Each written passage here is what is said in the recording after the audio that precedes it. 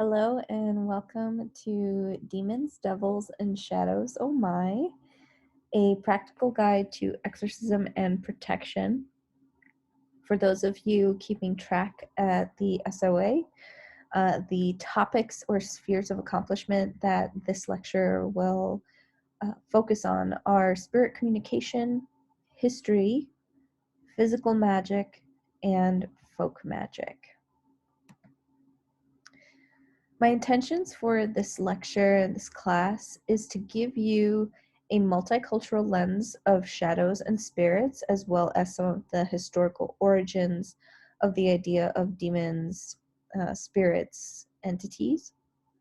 I'll also be giving you protective practices and spells based on some general cultural contexts that I am familiar with that are not closed practices that you can engage with. You'll come away with adding exorcism to your witch's tools or your professional practice if that is something that you are wanting to add as a service for yourself and your community. And also some tools and tricks to discern spirits and to add to your spirit team versus ones that you may not want to allow in your space. Let's get started. So the worldly origins of demon. So if we were talking about demons today in regular mainstream culture, most people would imagine a very scary, maybe sunken-eyed, cryptoid kind of creature that is otherworldly, that is a spirit. However, I want us to give some context to the word demon linguistically that can help us discern what I mean by entities and spirits and how you can play with the idea of a demon linguistically and see how this can influence your practice's perspective and your own spiritual linguistic choices, because as we know, linguistics and words are powerful spells. So if we look at the first iteration of the word demon, we have the Greek word daemon. I have the Greek spelling here too, in ancient Greek, and the daemon was a divine power or a genius, an element of genius that was divinely gifted or a part but not completely integrated within a human. So keep that in mind. We then see it evolving into Latin origin as numen, or the continuation of daemon of genius. And think about how genius is in the context of modern day, right? If we were to bring in some other Western religions and languages to consider for the word demon, we think of Shadim in Judaism. And this, in this context, was foreign god. So anything that was outside of our culture, outside of our being and our collective was Shadim. And so we see that the common thread with these three words linguistically is that it is an othered thing, but it is divine, right? We move into more South Asian words and also Middle Eastern terms where we have the jinn, and these are also known as the genies. And this is very popular in the Indus River region and also in Islam. And these are also supernatural entities. When we think of genies in pop culture, right, we'll think of the genie in Aladdin from Disney, that they are supernatural. They're kind of these liminal creatures that can bestow wishes, or if we're going to go back to the Latin name, genius, yes, it'll give us genius or gifts or divine powers that can be put into practice in the material physical world. We then have a big shift and change in Europe with Heinrich Kramer's The Witch's Hammer book that comes through, and also the changing of adoption of pagan ideas and Christian ideas and demonizing them, into the West. And this is where we start and begin to have the idea of demon as we do today. And here on the left, you'll see an artwork by Hieronymus Bosch, Death and the Miser here. This liminal space. We see the element of fire, a creature, something that is a little bit more otherworldly, gargoyle-esque in aesthetic. That really becomes a huge part of the modern day connotation of demon. So putting this into practical terms, now that we know the linguistic history and evolution of demon, what would be the signs of demons or entities within your space or within yourself or within others? So for those of you that are considering exorcism as a part of your professional practice, we want to always come into a space, whether it's our own space or moving into other physical spaces, with the history. This is why I bring up the history a lot about everything that I teach. History creates context. It creates a magic of its own. And we are stepping into that history. And understanding that will help you to identify if there may be any energies, entities, spirits, demons that may be in the space. The next thing, that this is something that we cultivate at the School of Occult Arts and also within our own practices, our intuition and our self-trust and deep and profound knowing of certain things. And this comes through clairvoyance, clairaudience, clairsentience, clairalience, clairgustance, and claircognizance. And I will have a definition for all of those in some supplemental materials for this particular lecture, because that's a whole other class in itself. Another thing that is pretty recorded in many different cultures around the world is the feeling of death and the evidence of death in certain spaces. So I put here dying plants as an example. If we're not intuitively connected with the space, that is something physical that we can check into the space, that there's something a little bit off here, that there isn't life force, that there isn't opportunity for liveliness or energetic shifts in this place. And dying plants is just one of those things. What else might be present for individuals that are in a space where it is occupied by a demon or an entity is brain fog or sudden forgetfulness in a space. Just something that is attached is really using up that space without permission. And so we forget things, or there's a brain fog or a heaviness that may be present in that experience. We may be experiencing missing objects all of a sudden. It's like, I just had this here. What is going on? I always put my keys in this place, or I always put my wallet in this place, or I put the special coin in this place, and it's gone. This is very odd. And like I mentioned before, the feeling of a heaviness, and this is something that can be felt by most people within their spaces, a feeling of being stuck in the mud.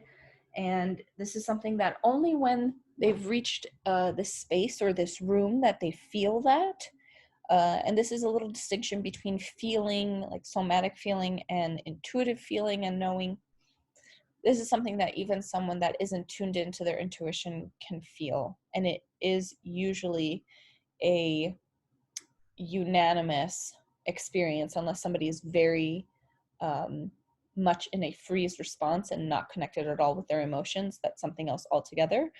But there's a collective feeling and recognition that there's a heaviness in the air or something that is a little off.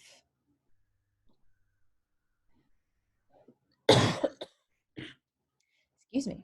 So brain trickery versus intuition. I touched upon this just a second ago with freeze responses versus intuition. And I want to speak to how the brain also tricks us and how it's important to be in a neutral space so that you can do your reading of a room, reading of an entity within your space. So I just really want to iterate this idea that when we are in a heightened state, keep in mind that the amygdala part of the brain activates its fight, fright, freeze, and fawn response, which may make intuitive abilities go from supportive and clear to paranoid and self-harming.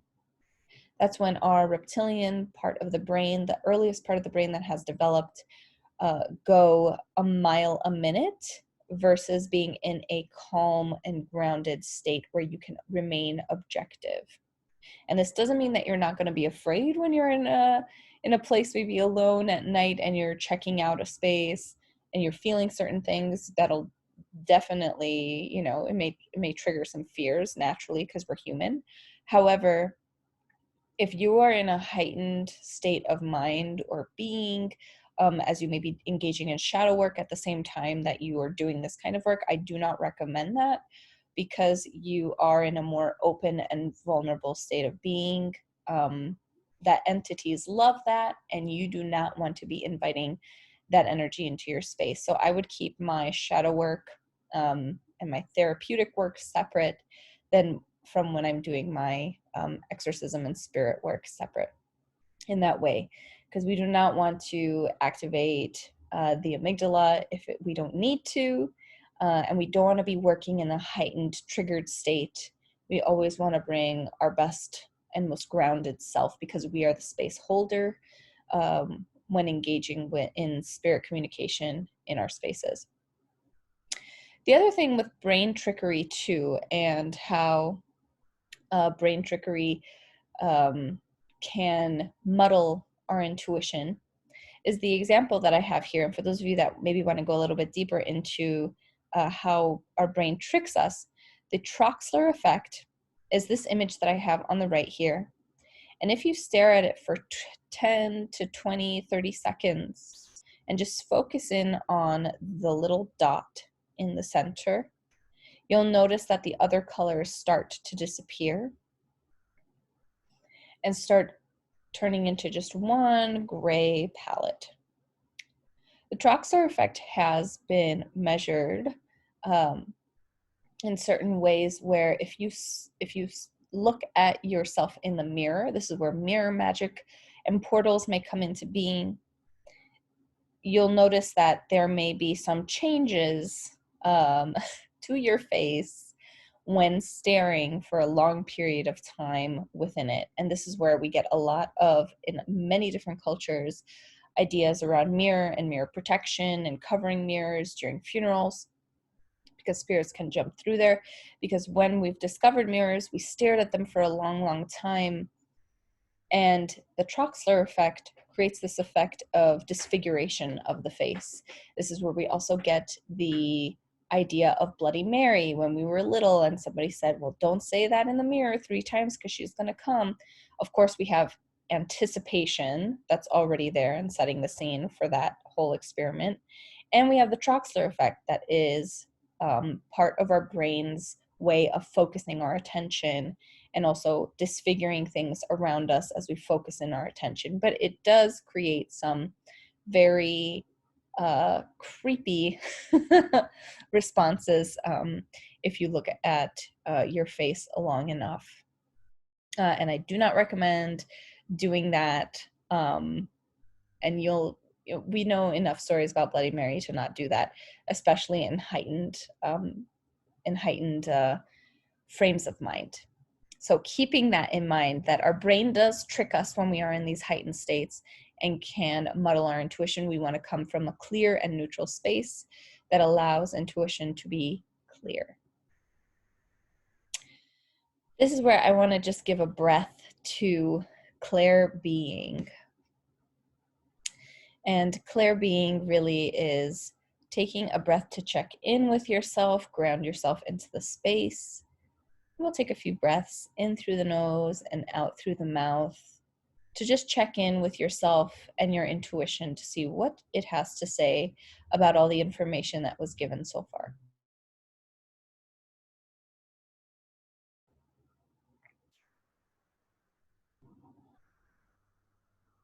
And you can pause it here if you need some more time, as I will be moving over to the next slide. So when it comes to demons and curses, we have the fear-feeding ones that can amplify this feeling of fear, that can maybe lead to a heightened state where our amygdala goes off. Or we have other demons, curses, entities, spirits that we can maybe create allyships with or integrate with. So with that, the fear-feeding demons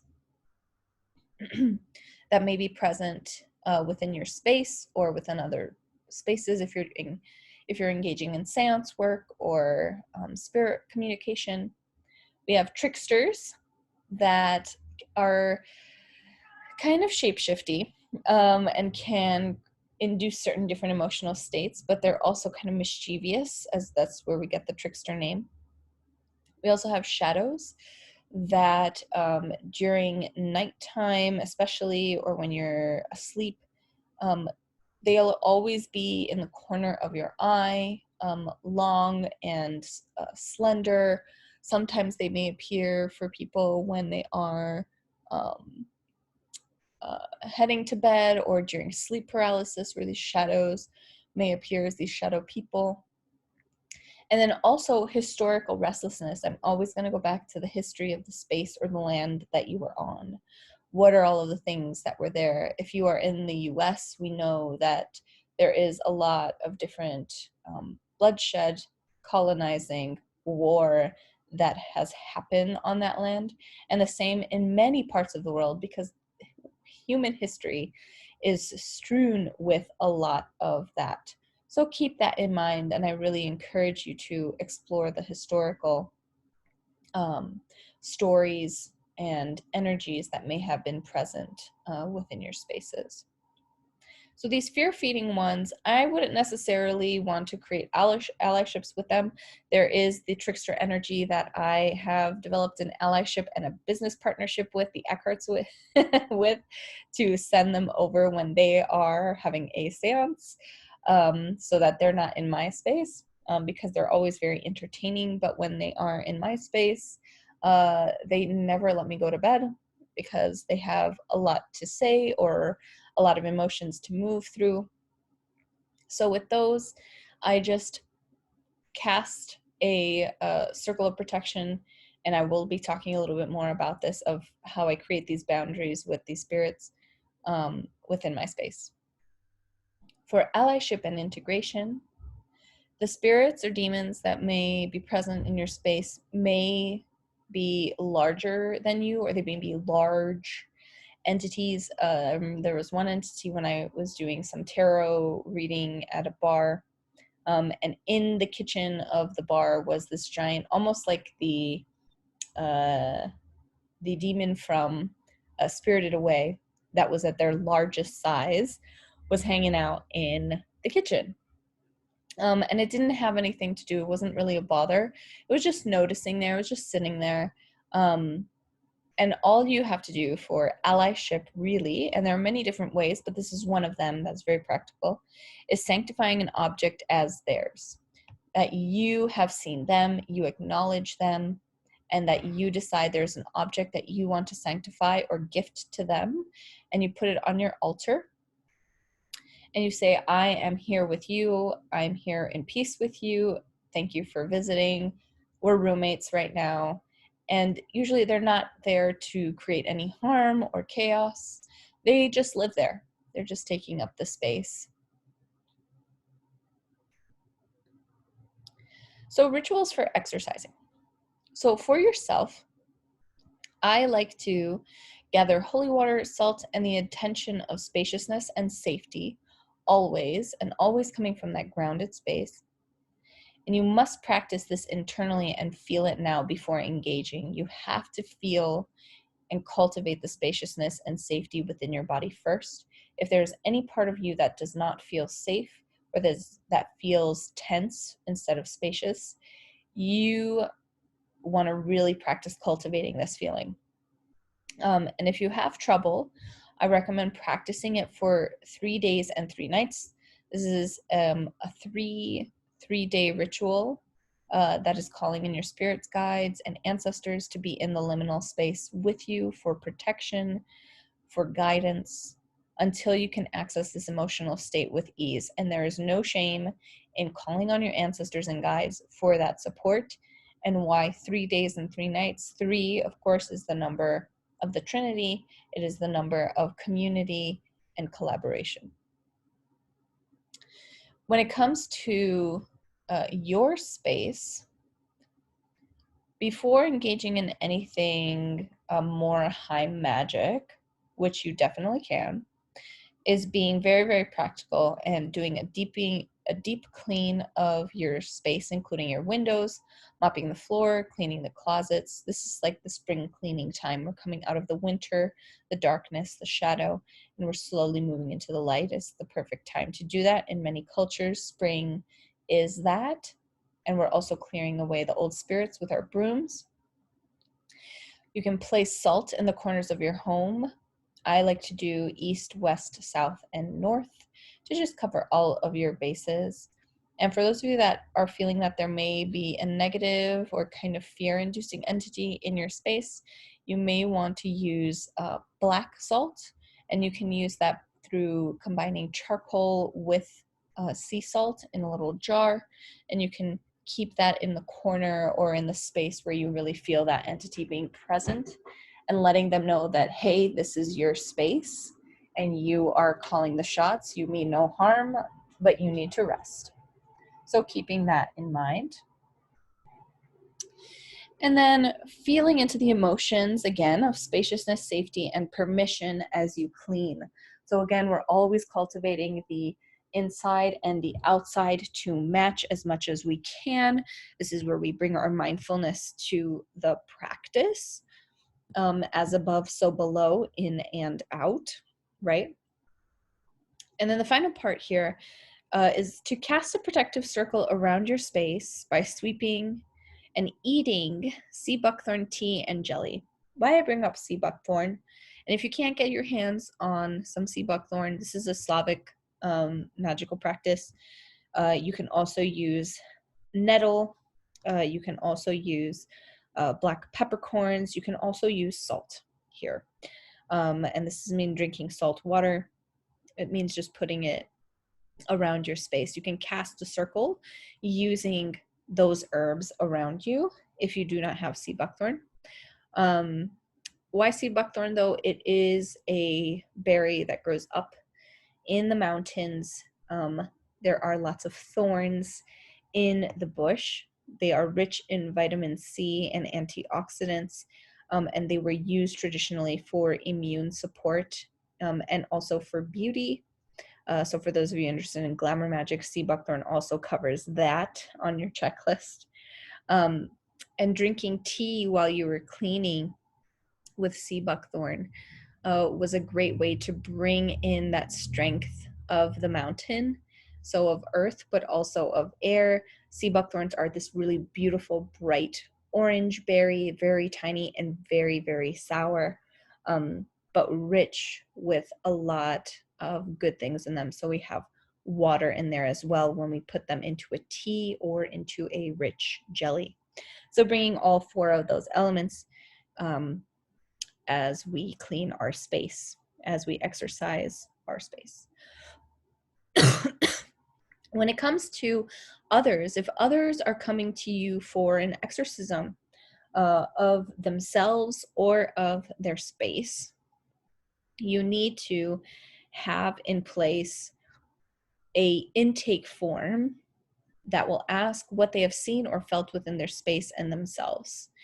If they go on about they've seen a scary movie recently, or they've triggered something within their trauma and it's opening up something for them, this is where I might recommend some self-work for that person. Or if it's something that's very, very extreme that you feel may be more from a trauma response or a heightened response where their amygdala is activated, that is when I would talk to them or referring them to working with a clinical professional, because This is the thing with when doing shadow work and exorcism is at the same time. You can do it if you are working with a clinical therapist on things, because a lot of the shadow work that's going to be opening you up is also going to be opening you up to entities seeing you in a vulnerable fear space. So the distinction here is giving them their sovereignty, giving them their power back, knowing that they also can exercise. Most people don't want to, because there are a lot of Hollywood connotations that come with exorcism. However, you want to give them as much power as possible, right? If they speak from a grounded but maybe a little fearful place, because naturally it's not a normal thing to come to somebody for, you can offer them, and after the, they've checked all the boxes that, this is something that's been happening, it just feels a little off, I wonder if you can come in and do a cleansing or something, because the energy feels a little off. Most people will come to you with that. You can walk the space alone without the energy of others and check it for yourself. So when you are walking into space, whether it is your own or somebody else's, this is where you can use various tools to check in. We talked about intuition. Some people like to bring their pendulum in and have a conversation with the space before the entities and saying, is there someone else in here? As a question, and being open to that response. You can have an open conversation of what is it that you want, and you can bring your tarot cards and have a conversation with the space to get to know this entity. For those of you that have been practicing your intuitive gifts for a while, you may want to use a combination of the pendulum and tarot, runes, as well as your clairsentience, clairaudience, clairvoyance around the space. So for example, I brought up going to that bar where I was doing tarot reading, and I clairvoyantly saw that spirited away type of entity in the corner. But also across the street, as I was approaching the bar, there was a smaller little boy that also approached me, as was very excited, and that was also a clairvoyant feeling and seeing. And there's also a distinction between clairvoyantly seeing versus hallucinating, because it definitely is more of an intuitive feeling. This is the intuitive body that is speaking. So bringing all those tools together, you can walk into the space for this person and notice if there's anything out of the ordinary. And just like you would for your space, you would cast a protective circle, you would call in spaciousness, call in safety, call in permission. If after you have a conversation with the spirit or this demon, and it says that it is hurt or it is needing something, you have to decide if that is something you want to engage with that spirit. Maybe they have been hungry for a long time, or they are abandoned for a long time, and that is just something that you need to build a relationship with that that demon, that entity in your space, that they're always hungry. So you always have to leave an apple out on your altar as just a little extra thing, or you need to put salt around because they need to have their salt for their soup. Something very practical in that way that can be added. You can let your client also know that that is something that they'll need to do if they want to have less of this heavy feeling or more of that fresh openness and safety in the space. So keep that in mind. The other kind of final thing too that I forgot to mention around exercising too is there are mixed feelings about smudging, and I would say use your ancestral discernment around that, whether it is using sage, burning herbs, burning frankincense and myrrh, bringing essential oils and diffusing them into a space, creating hydrosols and mixing it with holy water in the space to imbue the space with more of that spaciousness and safety and openness. Or Palo Santo as well, that if that is part of your ancestral practice, I would bring those in. And also bells or sound to clear the space as well. So when it comes to protection in relation to the smudging, and cleansing of spaces, I want you to look at your origins and connect with your ancestral path. What did they use to cleanse their spaces of spirits or to engage in spirit communication? And if you are not sure about your ancestral path, keep that conversation going in the Great Hall. Open up with other students as well, because you'll be surprised what other people may have found within their own ancestral lineages, because a lot of ancestral lineages and folklore traditions were oral traditions, so they weren't all written down. So it can be hard to connect with that. Also, what do you have capacity for in using for protection? Is it going to take a lot of energy to create a whole high magic ritual with all of the right herbs and your pendulum and lighting candles? Especially if you're working for a client that is wanting you to cleanse them or cleanse their space. In general, I like to keep it very simple with salt, sweeping, and head protection. So salts to put in the corners of the house and under the bed, because when we sleep, we enter that liminal space, that subconscious space, and we want to keep that protected. And only give consent to whichever entities we give allyship to. For sweeping, this is decluttering and organizing your space to bring in new energy. This is very celebrated in the tradition of feng shui, and also in a few of the Shinto Japanese religious practices as well.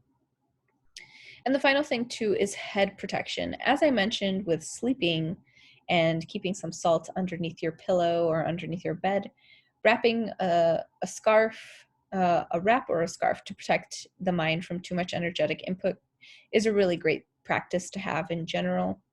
And this comes from various different traditions, primarily from the Caucasus Mountains, from Eastern Europe, from Slavic traditions, also a couple different Sri Lankan and Indian traditions as well, where we know that entities like to enter the mind or play with the mind with all that trickster energy, and we want to keep that safe, especially when engaging in spirit communication.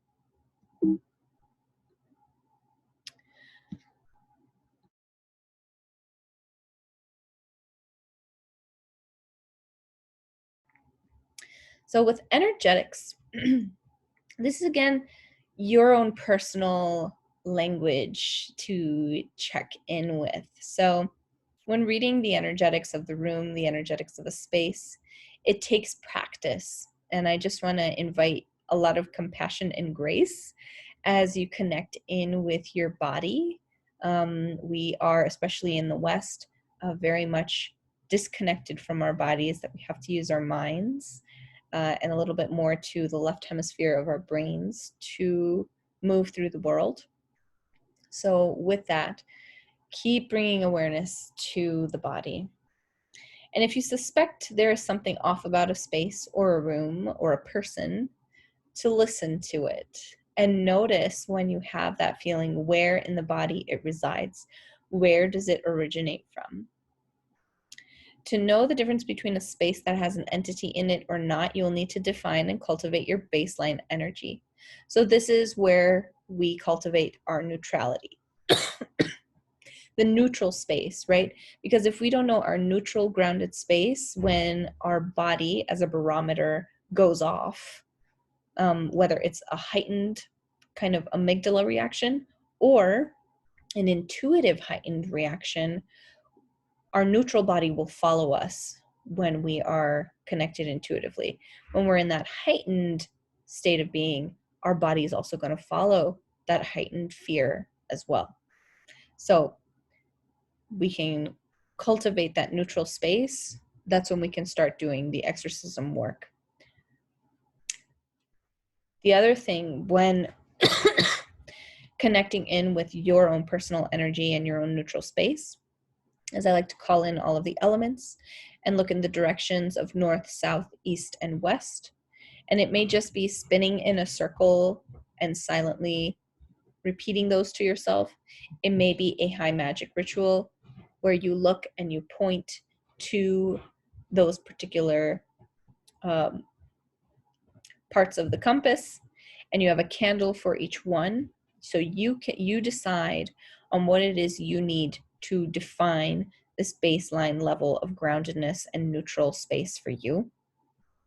And once you call in and look at all of the directions, we want to imagine or visualize a protective energy field around that takes all of the elements and all of the directions that we've connected with to make up this shield for you, this energy field.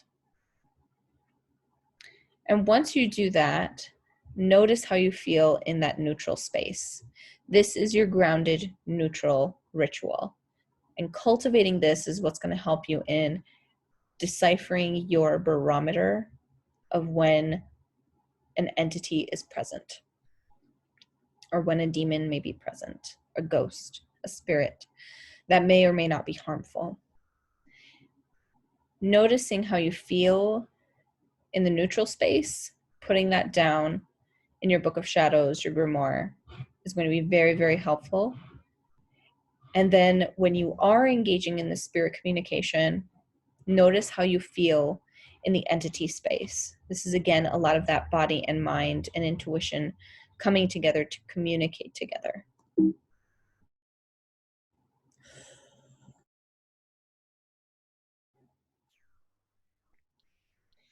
So for this week, or when you have a chance to watch the self-study lecture, or personally in your book of shadows, define your neutral grounded state. If you want to try the 3-day and 3-night ritual, I highly recommend that. It'll give you a really good grounded framework of what your baseline is, so you can define that and know when you're working for yourself or you're working for a client what you need to have in place to get to that neutral grounded state. And then when engaging in the work, defining and feeling an entity aware state. So when you go into a room in your house where you know that there's something a little bit off there, notice how the body is feeling in that space once you've activated this neutral state of being. And then experimenting with protection from your ancestral lineage and others, and documenting how those work for you. If you tried the black salt and you put it in the corner of the house for one night in that space where that entity likes to hang out, did you notice something in the body? Did you notice that they were maybe a bit more quiet? Or did you notice nothing at all? That may be a sign from ancestors that that is not working, or it could be a sign that we weren't in that neutral grounded state enough when we were putting that salt in that corner, right? And allow yourself to experiment, because what may work for one practitioner really well may not work really well for another practitioner. Somebody that is using a pendulum to check the space and they have a really solid relationship with their pendulum work, that is going to be more supportive for them versus somebody that they've been a tarot reader for 5-10 years, and then they go into a space and they're like, oh, I should use my pendulum, and it's like, but they bring out their cards and they're like, oh, okay, let's have a conversation here, let's get to know this entity. So with that, I look forward to reading how these experiments go for you. Safety first, as always. If you notice that you're feeling a little bit more activated or in a heightened state, please, please, please take lots of care of yourself. Use your grounding tools. Make sure that you have a care team around you. And this can be your mental health provider, making sure that you're eating the right foods, taking care of your body when you are engaging in this work.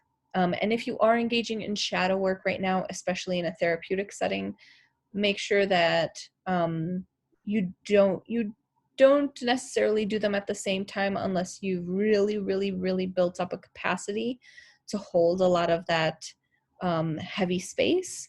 Just take lots and lots of care of yourselves as you're engaging in this work. And if there are any questions, please feel free to post them in the Great Hall or you can email me at hello@isabelrizzo.com with any lingering questions or experiments that you want to try with your exorcisms, demons, and entities. Oh my.